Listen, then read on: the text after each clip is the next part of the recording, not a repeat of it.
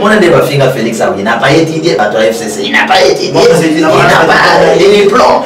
Mais les locaux va les choses vont changer. Oh non, c'est président de la politique actuelle.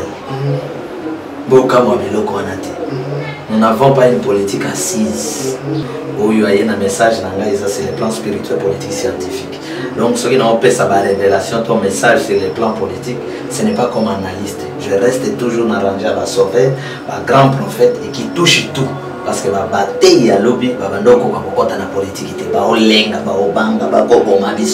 vous servez, c'est notre devoir, mesdames et messieurs, bonjour. Bienvenue à vous tous qui avez l'occasion de nous suivre sur Tologa 7 TV 100% chez votre humble serviteur des Caribachia. Nous vous proposons cette émission Salon des Savoirs. Salon des Savoirs, c'est une émission caractère socio-culturel. Nous parlons de tout dans cette émission. Nous parlons de la politique, nous parlons de la culture, nous parlons de l'environnement, nous parlons de tout est lié à la République démocratique du Congo. Nous parlons de ça dans cette émission. Sur ce, vous avez compris, nous sommes venus ici dans le bureau de l'un des pasteurs de la République démocratique du Congo. Il est connu à l'étranger et actuellement à Kinshasa. Nous sommes venus avec lui. On le reçoit aujourd'hui pas comme un pasteur, mais comme un analyste politique. Mais qu'à cela n'était le jeter un œil sur sa vie pastorale. Mais avant toute chose, d'abord, je vous signale qu'on parlera de l'actualité qui est en train de actuelle dans la République démocratique du Congo, l'arrivée du corps du docteur Etienne Tshisekedi Lumumba. On va parler aussi des rumeurs qui sont en train de circuler, concernant la mort du président Félix Tshisekedi juste après récit le corps de son père. Je vous dis merci, je tiens un grand merci à cette grande équipe technique qui travaille cet avant-midi, qui est chapeauté par celui qu'on appelle Fleury, merci à ton frère derrière la caméra. Je dis un grand merci à celui qu'on appelle Cordon, lui c'est Tommy Jordan, je te dis un grand merci, je te dis bonjour. Donc je vous présente celui que je reçois pour aujourd'hui. Quand je tombe autant au monde, Daniel Okunde le plus wapi, on est au Luka, qui vous tenir à 8 millions, il y a j'ai un grand merci à celle qu'on appelle Madame Anne Kalambay, aussi qui a son mari, M. Carlos Kalambay, je un grand merci. Le passeport rouge de lier ça, Chez Batali, le merci à mon fils Chez Batali, le merci à celui qu'on appelle Erika Bomokabiche. Bonjour pasteur. Bonjour mon frère Daniel. C'est la population intérieure à l'émotion. Si tu es un leader, tu travailles pour la population. Son leader sera pour les bons, c'est un sorcier. Pour le voler rapide, il faut appuyer. Voilà. D'accord, papa Charles, avant de chier dans le monde de Clore en haut, le nom en haut comme Moïse qui a tout bien de sa position républicaine, à l'ouapi dans un discours d'un mot, à l'ouapi Namutu comme Takumba en haut Békara, Kolo Kaba propose seulement un mot comme Moïse qui a tout dans le bas. Donc, tout aspirer déjà qui à la longue, un mot comme Moïse qui a tout dans la à la Moukati. De comme Moïse qui a tout mis, à Salah qui paye dans la Moukati. Ils ont ma présence physique, ma présence spirituelle. Tu peux être physique ici avec moi, mais spirituellement tu n'es pas avec moi. Vous comprenez? Donc il est de l'autre côté, ça fait longtemps. Qu'est-ce que signifie Nazosala opposition républicaine? Et quand il dit Nazosala quoi? Opposition républicaine. Et puis les autres vont s'aller. Quand tu dis j'ai fait opposition républicaine, c'est pour la République. Et bon, on va me sauver ça l'opposition. Non républicaine. Opposition républicaine, c'est pour la République. Pour les intérêts de la République. Et qui ne fait pas opposition pour les intérêts de la République? Vérité des alliés intérêts à la République. Pour éviter le vol, la tricherie. Voilà combien il y a une tricherie à haut niveau. Ce qui fait que tant que tricher pour les sénateurs. Tant que le président sans la force c'était à Koloba. Parce que vous comprenez? C'est-à-dire ces gens veulent distraire la population, le peuple congolais. Donc, ils vont distraire le niveau de la peuple. C'est pourquoi, tant il y a troisième temps, ils attendent toujours risqué. Le peuple a la vérité, qu'il n'y ait plus un gouverneur plus riche, non, peuple pauvre, un leader plus riche, non, un militant pauvre, balanda kabango na sima, babine la kabango, biso to kotika la sala côté, pétant wana ici. Pasteur Charles, c'est vrai que Bazo le Moïse Katumbi est un commerçant. Pourquoi tu peux affirmer cela? Commerçant, cause à la commerçant, ils en ont des sommes, ils en ont salade. Si les commerçants, oui, à cause de la commerçant, ils allaient, côté Kabila, on est dans moins intérêt. Donc, mais beaucoup de politiciens, beaucoup de politiciens, commerçants.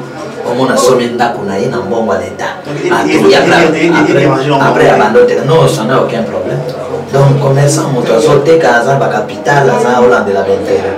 C'était un commerçant, ils en ont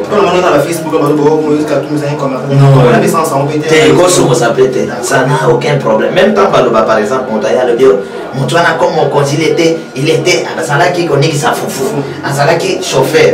Et bon, on attend à chauffeur là comme on cause. Est-ce qu'il a conseillé? Donc, naïbika qui n'a tombé, mais n'a ça la bête. Voilà. Papa, je parle parole de Corneille dans le monde où tu Congo ma case, on a marqué comme mamie. Bon, pour marquer la dingue bien ça la dingue à bébé ça. Est-ce qu'on marque? Ce que je vais la bête quoi ya. Na bano beta be balo ebi quoi ya. Ouais, les gens ratés ça. Mais on veut encore ça de la lingala, mais on a qui Congo quoi ya. Donc pour toi yango yo ba dans le vide. A marqué pe battre. A quand tu fais des histoires que arata qui fait l'anti. Ba Messi barata, ba Cristiano barata. Donc des konanga pe a marqué kana ba quoi ya o ya beti dans l'élection nous autres. Les élections de la parce qu'il a dit je sors à la série avec tête haute que je viens organiser les élections. On a le lait national. Haute, c'est l'oyer, mais bien haute, c'est l'encotation et bateau de sous. C'est pourquoi on a même les héros dans le Congo. Ceux qui ont tali pensa quand on dit celui-là c'est un héros, c'est un libérateur, il faut voter la bien. En Afrique, ceux qui vont pouvoir remplacer va vomir moto. Comme mascarade de kota, va bien moto en héros. On va dire va bien va vomir moto, après va bien héros. C'est les mêmes. Comment yomoko ya na bibi tête haute parce que non. Abeti ba banzani ebele, ba kwaya ebele. Batrazala sûr que comme sangwa kupali ba pasteur ba kokite tant somo ndimi na bango kolonga bango seul.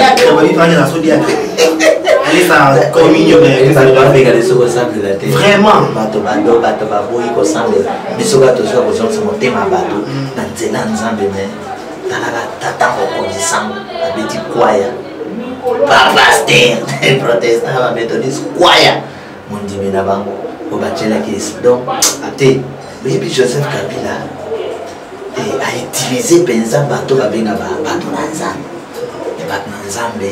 Pour l'examen, ça va bien bien. Ça va bien bateau Nanzambe va voir sans tout va nous bateau quand le roi a biso. Bateau Nanzambe va sans tout mais a utilisé des hommes de Dieu expirés. C'est-à-dire il y a des hommes de Dieu expirés, 1000 églises expirées sur côté au sommet.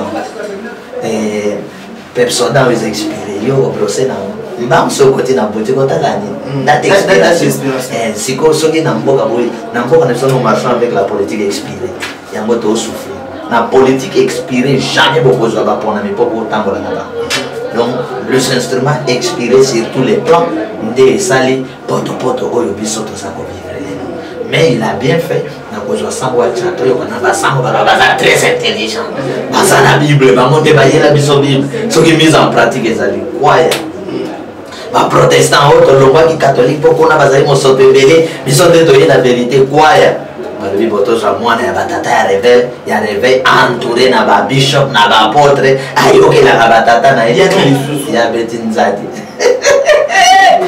totalement mais les pays ici c'est un pays de Dieu le miracle de Dieu c'est permanent donc là ça la retourne parce que leader na ville comme en 2021 il y a un point d'interrogation leader donc on le dit qu'en 2023 et rappeler le bac est repris dans mes maillots et rappeler le moment donc les gars tu n'as les voir avec la bacolle et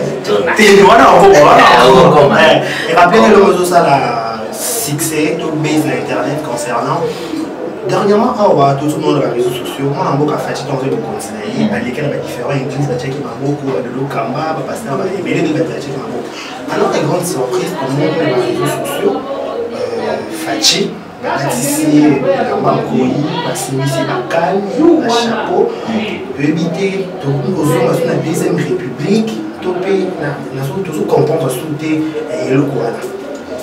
La vérité des choses. Pas de masse à la fois. La vérité des choses, tout ça, on continue qui dirige dans le monde. celui qui prend beaucoup la voie normale, la voie juste, la voie de Dieu, et qui conduit dans le principe en colon. Trouver dans la bonne serviteur. Et où il y a besoin de conduire la voie anormale, dans le gambo et qui conduit au conduire dans la bambouya, il y a la puissance occulte.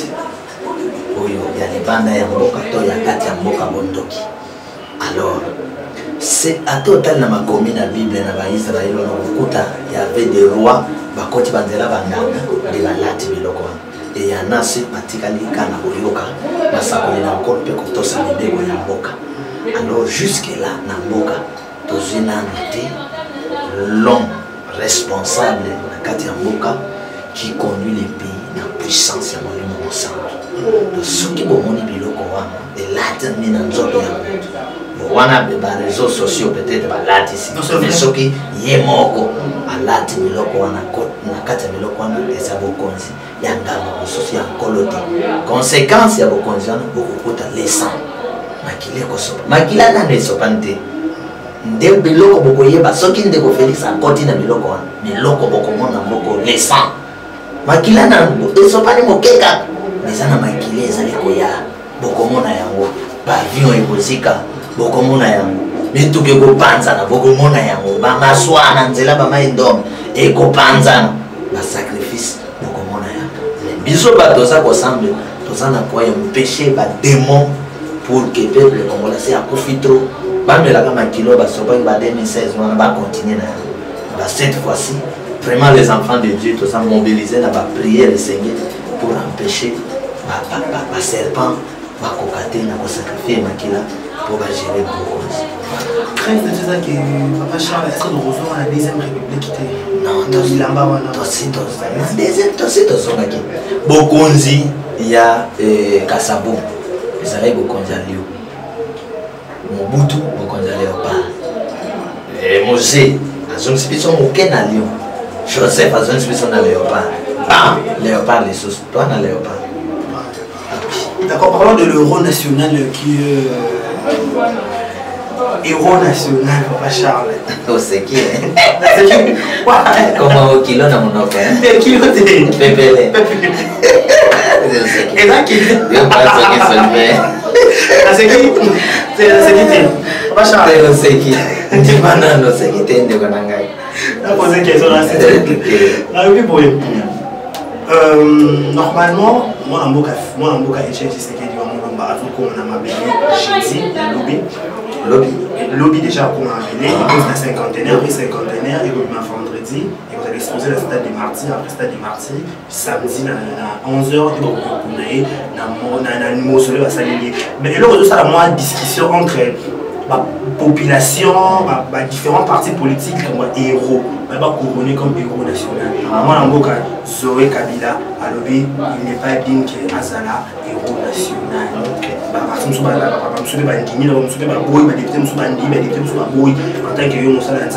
Est-ce qu'il va couronner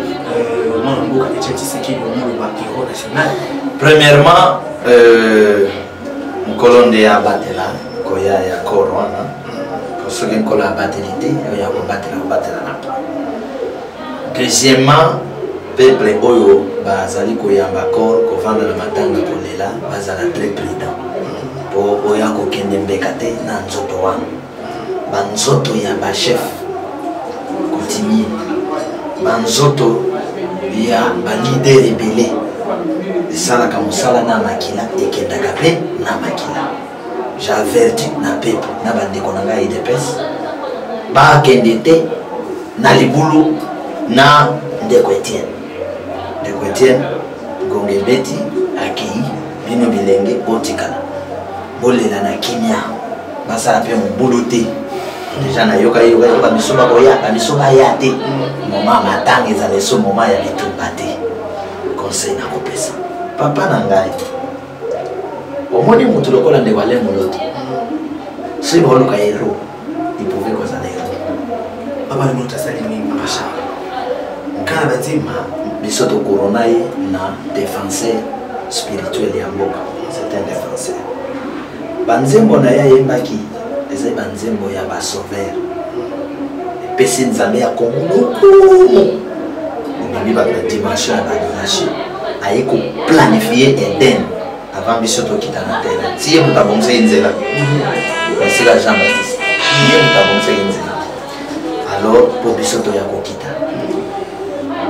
Bisso, homme spirituel, pour nous dire héros libérateur, il y a des signes spirituels. Les politiques, il faut d'abord l'accès à Bisso pour péter la confinement. Ma bomba de liwana yé na katero. Pas la saison qu'on fait des. Parce qu'il y a des politiciens qui prophétisent comme sont des politiciens, bah yebi ba secret de kaka. Denga ke on a soit zongi bokata na musa. Pas yebi sa biso qu'on fait des. Héros. Papa tient comme héros. Na point de vue nanga. Et balanité. Ça c'est bon. Mais comme un grand leader, dans la vie grand leader dans l'opposition, ça passe. Alors, bande de copains baza na raison na bango, oyo bazali ko bâtir héros parce que bango bato baza na ordre national ya ba léopard wana ko bataka bato héros ba couron, mais bazali perdre la démocratie. Bango ba yebi. Bazali ko ça. Joseph Kabila peut avec un père en démocratie. C'est quoi juste père en démocratie en deux ans. Il nous dit que nous avons la démocratie. Pas de quoi. Donc comme un grand dans la politique et à Congo, ça c'est tout à fait tout. Mais héros, nanga homme spirituel, to yebi, quand est-ce que ma bien mon héros, quand est-ce que ma bien mon libérateur. Donc même le place où le libérateur est celui qui est à un niveau que les musées, les libérateurs, les libérateurs qui sont à Bongo et à Joseph Kabila. Il nous a libérés dans Bongo à Joseph Kabila, quand on a gagné qui sont à Bongo à Batomosus. Donc là, qui libérateur les a compris. Vous comprenez? Donc, même si vous avez là, le monde est héros. Oui, le monde est héros. Mais plus la bombe est parce que ça la mascarade va maquiller en gros, bateau qui est héros pour calmer la tempête. Donc on n'a pas Charles, il faut pas démontrer Bisso point de couronner il faut pas démontrer Bisso. Et traiter Kabila qu'on a été caca, ta politique bangoté na batamolimo. Tant que nous traiter les camarades pour pas du zéro. C'est Bisso batamolimo dans la qui wana. Donc quand on démontre que tu as la place pour ici, la place pour ici, la place pour ici. Mais comme un grand la politique na Bisso. Oui. Ba sauver bazala ki bilité.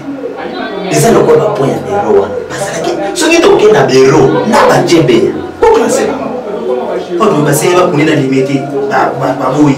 Mais toi qui es un héros, non. Moi je suis clair. Un grand, c'est un grand. La politique n'a pas. C'est un grand. La politique n'a pas. Il y a beaucoup de choses cachées. Là c'est moi. Moi je suis une minorité. Il y a beaucoup de gens qui sont là, mais quand tu es là, tu es la raison est belé oyo. Bien besoin de battre pour couvrir comme bombe à crime. Oyo bato basali ça les banzo toi ba. Oyo héros. Mais sinon ce qui est héros ndeko to peut classer na ba kimba, na ba bampolo, na ba monoto. Continue peut te voir héros peut pas bêta souvent les Congo. Comme héros pas souffrir na boloko. Donc c'est ok na héros et bien pas comme ba héros. Mais ça n'empêche pas alors mais na Congo tout puissant to Hollande là-bas dossier non pour que ba nani to tikaero nani to tikaero. D'accord, merci papa Charles, vous comprendre que les langues mais c'est vraiment la source pas Charles. Ils ont un pasteur non Congo et Benjamin à Lubaki que ce qui est docteur Richard Tshisekedi comme Kinshasa qui est président de la démocratie du Congo Fachi à Mouniango après des jours dans la souté. C'est vrai que prophétie peut nous on le rappelle avant les campus. Donc prophétie c'est un monde où j'ai une question que j'ai posée bien avant cette prophétie ou bien avant la prophétie en déco nani de Konabiso Walesa. On a posé une question prophétique. Leader n'a pas comme en 2021. Point d'interrogation. Ce qui ne déco Benjamin a lobby que ce qui a mon lieu ben après 2 jours. Après 2 jours. Alors tango avant l'élection akendaki ti kota lebembe wana kuna na Belgique nandi ndeko Félix ti asala ba invocation lebembe kuna na Belgique na place à tata bazosenga tata balilo alors total c'est un message quand message na kota ngo tout mais comme eloko alobi ngana moni yango te ngana moni ka leader na bino comme en 2021 mais la valeur ça dans le bac mais jusqu'à Bankinega où il y a ça qui n'a pas sa prophétie même pas ça n'est pas président déposer un problème ba de base là qui ti ya ba yiko yamba alors ndeko Benjamin o ya moni ye mutamoni alors biso to kotala ka vérité na yango ndeko Félix ba ki mate ko moni longi wana koto prophétie ici et bien ce qui a moni yango azola il pas atteindre sa biso que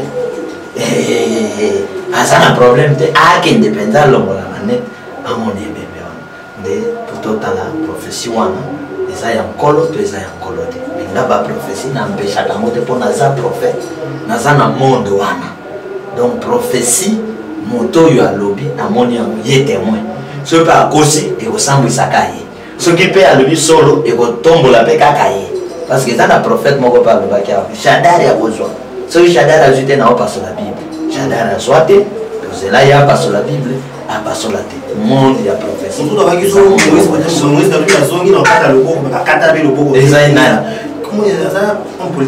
d'office soki bomoni prophète atelemi ndenge wana abimisi eloko ya monene ndenge wana eke esalemi bongo te alors bolongola ye confiance parce qu'il devient escroc kozazarde te nkolo alobeli te otelemi na ebele ya mboka boye oloba likambo wana esalemi te après baya kobenga yo le prophète non il faut que nous stocker na ba sanction donc awa pena to ke na sanctionner ba leader donc ba leader politique ba leader spirituel parce que to lingi des ordres déjà tant au télémi en plein de dire quelque chose de ça limité bon wana donc ce qui ne veut faire ça kimi kota la corps nga pe na olinga ba vérifier pena corps wana so ezala kati il ko musu na zo insister pas fongola to lingi te cercle ba memeli biso ba kabadra na nzete basale longa nous voulons vraiment Etienne oyo ya ide personne donc ba fongoli penza ba médecin na biso batali pe ba médecin na biso pe vérité na ite so ekozala ba militant na e basana besoin ya papa na bango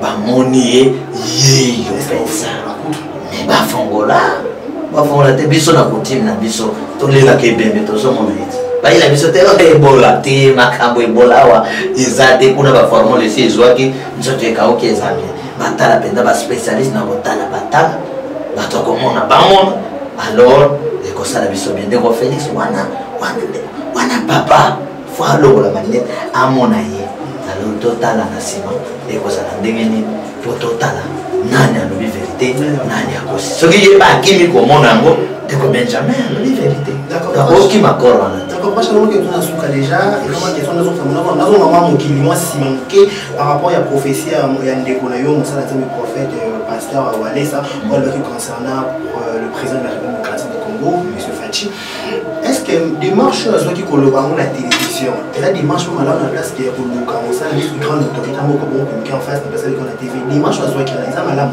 bible ezopesa ba démarche wana ya mobibani koyebisa moto en cachette ou koloba na public. Mais est-ce que le Bible il a qu'il y a un niveau qui est séni? Non, mon konzambo kazali, mon simple azali, je ne sais pas Paraguay ou Uruguay, les présidents les plus modestes du monde. Un président simple. Un président simple qui nous sommes bâtis na molar na bango kuna aya salitira mais un président simple salaire na ye $9,000 azwaka $1,000 nyonso azongisi na trésor public donc tozwi bakonzi na biso tosali bango banzambe na tour na bango baboyi kosala biso mpe bana ya banzambe alors président aza moto lokola bato nyonso soki possibilité akopesa message vis-à-vis ezali opesi ye ndenge molimo okamba soki mpe possibilité akopesa ye eza te tuta yango ndenge molimo okamba. Voilà. Merci Pasteur Charles d'avoir répondu à différentes questions. Je ne sais pas s'il y a un dernier message par rapport à l'émission de l'eau. Non, Kolo a pas la bande de connaissances à Kolanda Bisso. Bisso Tozawana pour un Congo tout puissant, c'est sans notre élite. Nous allons de gauche à droite, Mboka, ou Kangola Mboka, et Bonga, Tobi, Madame Mboka, au Kangola Maya Congo, et Tali Bisso, Tali Belge, Américain, Sony, Boba, ba leader ya Congo bango nyonso ba okeluka bokontika libanda ya mboka banda na FCC ti la mboka na cash bango to ba okeluka bokontika libanda ya mboka alors mindele ba dribbler biso toye na spiritualité ya koluka bokontika awa donc bato ba osala politique tout ce monde baza na besoin koyeba mozindo ya bonzambe ya mboka ba consulter biso lia kokenda ka de gauche à droite ba okekotsa bango na ba science occulte ba ya koboma bato alors politique wana biso to boya on a besoin de prière, d'orientation. Il y a mon tourna numéro, il y a Papa Charles Louis, 00243 89 83 77 536 89 83 77 536 et le B à vengeance à Bambolapine. D'accord, merci à Bambolapine, Papa Charles. Je crois que tu regardes Papa Charles, quand tu mets un message du temps de la vengeance. On a vu que tu regardes, mais je pense que tu as toujours au fond, pas de complications. Je vous dis un grand merci à cette grande équipe technique qui était chapeautée par celui qu'on appelle Papa Fololo, Flori Moutoumele, Papa Fololo. D'accord, merci. Matoumele, c'était Flori. Je dis un grand bonjour aussi à celle qu'on appelle la première dame de la Suède, Madame Caroline Land.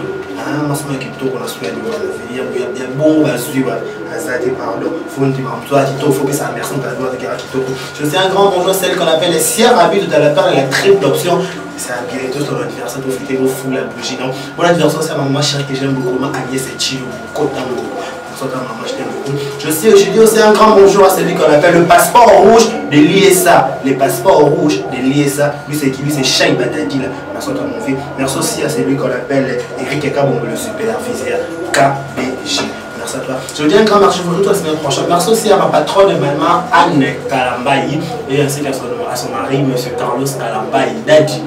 La prière est comme nous allons ressentir la prière. Je vous dis merci. D'ici là, portez-vous bien. Bon, sur des programmes sur nos antennes. Le Tolonacé TV 100% Jésus. Au revoir.